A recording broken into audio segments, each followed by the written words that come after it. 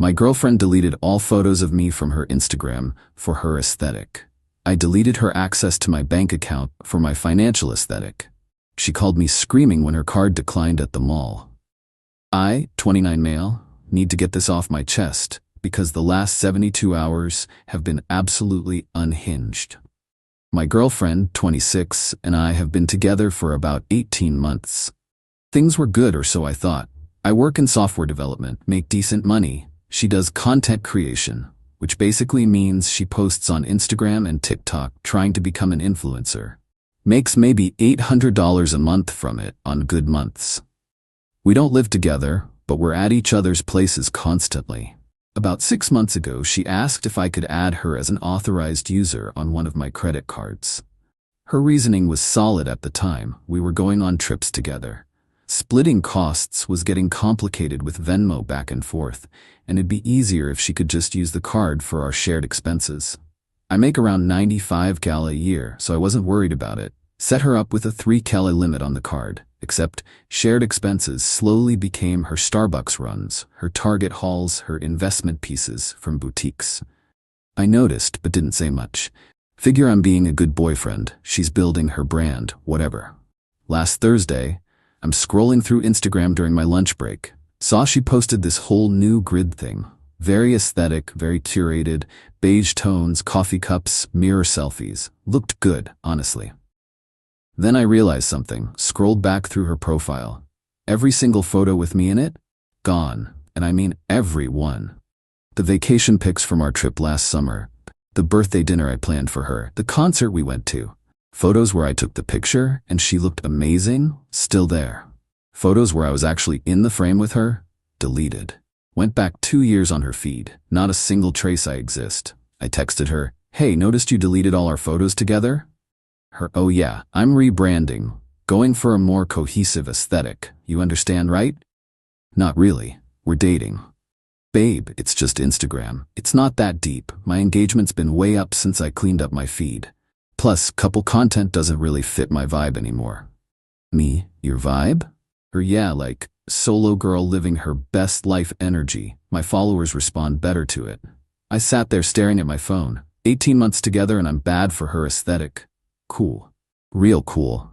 Didn't respond, finished my workday on autopilot, got home around 6 p.m., logged into my credit card account, looked at the recent charges, $340 at some boutique 2 days ago, $180 at brunch last weekend, she went with her friends, not me, $90 at Sephora, $65 at a nail salon, none of that was our expenses. Clicked through the settings, removed her as an authorized user, took about 3 minutes, got a confirmation email. Her card would stop working immediately. Then I blocked her number and went to make dinner. My phone started buzzing around 8 p.m. Couldn't see who it was since I'd blocked her, but I knew. Let it go to voicemail, made myself some pasta, watched a movie, went to bed. Friday morning, I unblocked her number just to see what happened. 83 text messages. 83. The first 20 or so were from the mall. "Babe, my card isn't working." "Hello? The cashier is staring at me. This is so embarrassing. Answer your phone. Why would you do this to me?" Then they got more aggressive. "You're being childish. It's just Instagram. You can't cut me off like this. I have stuff in my cart. People are watching me get declined. You're making me look broke. And finally, we need to talk. Now. This is financial abuse. I'm coming over. You better fix this." Financial abuse, because I removed her access to my credit card after she erased me from her life for aesthetic reasons. I texted back one thing. "Don't come over. We're done. Good luck with your aesthetic." Then I blocked her again. Update 1. 3 days later. So that didn't end things, obviously. Saturday afternoon, she showed up at my apartment. I have a doorbell camera, saw her coming, didn't answer. She rang the bell maybe 30 times, then started yelling through the door. "I know you're in there. Open up. We need to talk about this like adults."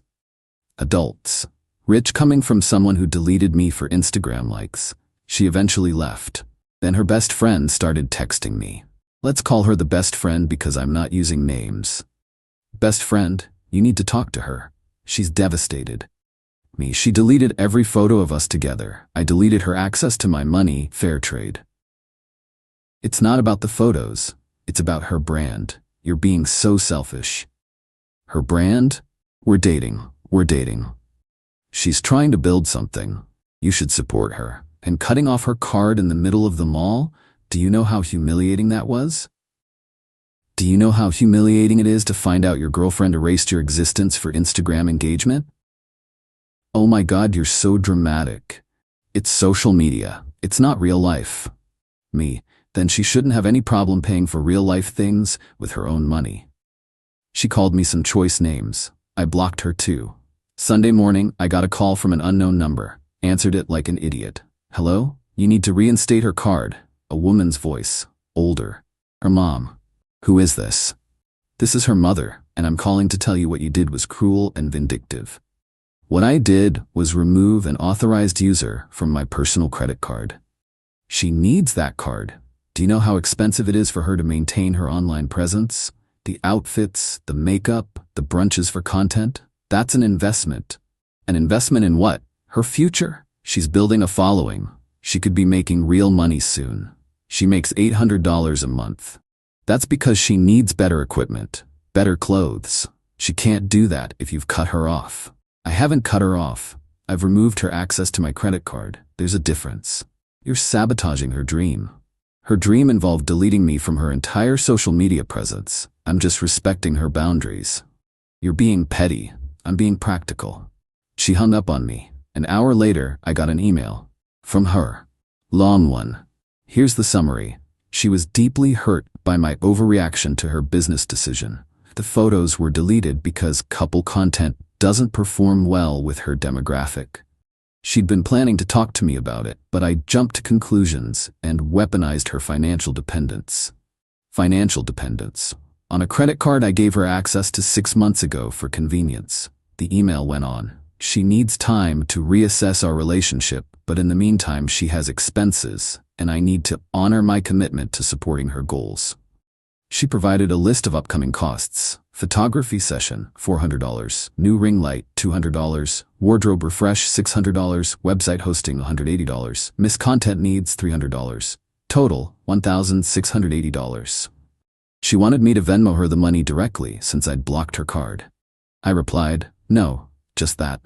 No. Then I blocked her email. Monday morning, I'm at work. My boss calls me into his office. Hey, so I got a weird email this morning. My stomach dropped. What kind of email? Someone claiming to be your girlfriend saying you've been harassing her online and she's concerned about your mental state. Wanted to know if we had an HR policy about employees' domestic issues. Are you serious? Dead serious. I deleted it, obviously. Seemed like drama. But heads up, she might try to escalate. She's not my girlfriend anymore, and I haven't contacted her once. She's mad I removed her from my credit card. My boss laughed. She tried to get you in trouble at work over a credit card? Apparently. Yeah, keep documentation of everything, just in case. Left his office feeling gross. She was really trying to mess with my job. Got home that evening to find a package at my door. Opened it. Everything I'd ever given her. Birthday presents, Christmas gifts, a sweatshirt she'd stolen from me months ago. All of it, thrown in a box with no note. Petty? Sure. But also, liberating. At least I got my sweatshirt back. Tuesday morning. Another unknown number call. Hello? Hey man, this is her brother. Look, I think you're being kind of a jerk here. Cool opinion. She's my sister, bro. What you did at the mall was messed up. What I did was remove her access to my credit account. Yeah, but like you knew she was shopping. You could have waited. Could've, didn't. That's cold. She deleted 18 months of our relationship for Instagram likes. That's colder. It's just photos, man. It's my money, man. She's struggling now because of you. She's struggling because she spent my money without permission and got cut off. That's called consequences. The family thinks you're being unreasonable. The family can think whatever they want. Tell them to give her a credit card if they're so concerned. You're really not going to help her out? Nope. Wow, guess we know what kind of guy you are. The kind that doesn't pay for my ex-girlfriend's Instagram fantasy? Yeah, that's exactly what kind of guy I am. He hung up, got a text from her later that night, from yet another number. You win okay? I'll put the photos back, just turn the card back on. I didn't respond, didn't block the number either. Wanted to see where this went. Another text. I'm sorry. I didn't realize it would hurt you this much. Then, can we please just talk? Then, I need you. Then, the photos are back up. I checked. She'd reposted exactly 3 photos, old ones from 6 months ago, buried in her feed where nobody would see them without scrolling forever. Bare minimum effort. I texted back. Too late. Her, what do you mean too late? Me, I mean we're done. The credit card situation just made it clear what this relationship actually was. I love you. You love what I provided. There's a difference. That's not true. When's my birthday? No response for 5 minutes. Her, this is a test. Really? You're testing me? When is it? I don't have to prove anything to you. You don't know, do you? Her, of course I know. So tell me. Nothing. She didn't know. 18 months together and she couldn't tell me my birthday. That's what I thought. Lose my number. All of them. Blocked her. Again. Update 2. 1 week later. Last week has been next level insane. The entitlement just kept coming. Wednesday, I got a letter, like an actual physical letter in my mailbox. From a law office. Opened it up. Demand for payment, across the top. Some lawyer she'd apparently hired was demanding I pay her $4,200 for financial support promised during the course of the relationship and expenses incurred in reliance on said support. I called the number on the letterhead. Hello, this is the law office of... Yeah, hi, I just got a demand letter from you regarding my ex-girlfriend. Can I ask what this is about? Are you the defendant listed? If that means the guy she's trying to shake down, yeah. Sir, my client has documentation showing a pattern of financial support that was abruptly terminated, causing her significant hardship. Your client had access to my credit card as an authorized user. I removed that access. That's not a contract. She has text messages showing you agreed to support her business endeavors. What text messages? Messages where you stated you'd help her out and support her goals. In what context? I'm not at liberty to discuss the specifics because there is no context where I promised to fund her Instagram career indefinitely. I added her to my credit card for shared expenses. She used it for personal shopping. I removed her. End of story. My client is prepared to pursue this in small claims court. Your client can pursue whatever she wants. I have documentation showing every charge she made. None of them were shared expenses. Tell her I'll see her in court. I hung up, immediately called my buddy, who's a lawyer, explained the situation. He laughed. Hard. Dude, she has no case. Like, zero case. Authorized user agreements can be revoked anytime for any reason. You didn't sign a contract, you're not married, she can't prove promissory estoppel because I'll support you in casual conversation isn't a legally binding promise. This is just a scare tactic. So I should ignore it? Respond through a lawyer saying you dispute the claims and will defend vigorously if she files. That'll usually make them go away. I can draft something for you pro bono. We're friends. He sent over a response letter that basically said, nice try, but no. Sent it certified mail to her lawyer. Friday night, I'm at a brewery with some friends. One of them asks about my ex because he'd seen we weren't posting together anymore. I explained the whole thing. The photos, the card, the aftermath. Wait, he said. Is she the one who's been posting about financial abuse all week? What? He pulled out his phone, showed me. There was her Instagram. Story after story about toxic relationships and partners who weaponize money and recovering from financial abuse. Not a single mention of why the money got cut off, just her playing victim. Comments were sympathetic. You deserve better. That's so manipulative. What a controlling jerk. I felt sick. Can I see your phone? I asked my friend. He handed it over. I clicked to her full profile. The 3 photos she'd reposted of us, gone again. She deleted them. Again. I handed the phone back. Yeah, that's her. Bro, that's insane. Yep. Saturday morning, I got a text from a number I didn't recognize. Hey, this is her cousin. Family's taking up a collection to help her out since you abandoned her. Wondering if you'd want to contribute to make up for what you did. I stared at the message for a solid minute. You want me to contribute money to help my ex-girlfriend because I stopped letting her use my credit card? Cousin. When you put it like that, it sounds bad. That's literally what happened. She's family and she's struggling. Then you help her. We are, but you're the one who caused this. I caused her to spend my money without permission? You cut her off without warning. She deleted me from her Instagram without warning. We're even. That's not the same thing. You're right, my thing cost me money. Her thing just cost her free access to it. No response after that. Sunday evening, doorbell rings.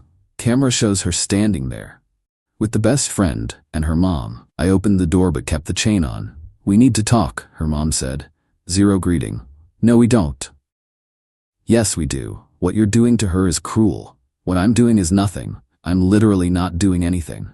"Exactly. You're doing nothing while she suffers. She's suffering because she can't use my credit card anymore. That's not suffering, that's adjustment." The best friend jumped in. "She can't afford her content creation expenses. Do you know what you've done to her engagement rates?" "I genuinely don't care about her engagement rates. She's lost followers because she can't post quality content." Again, don't care. My ex finally spoke up, eyes red, makeup running. "Why are you being so mean?" I said I was sorry. "You said you were sorry after you tried every other manipulation tactic first. That's not the same as being sorry. I love you. You don't. You love what I provided. The security, the money, the convenience. You didn't love me. You loved the benefits." "That's not true. When's my birthday?" She froze. Her mom and the best friend looked at her. "Tell me my birthday and I'll consider this conversation." She couldn't. Still. "Get off my property. All of you." Her mom started to argue, but I closed the door, locked it. They yelled for a while, then left. Got a Venmo request later that night from her for $3,000. The note said "for pain and suffering." I declined it. Then I got a request for $2,500. Note, "to make things right." Declined. Then $2,000.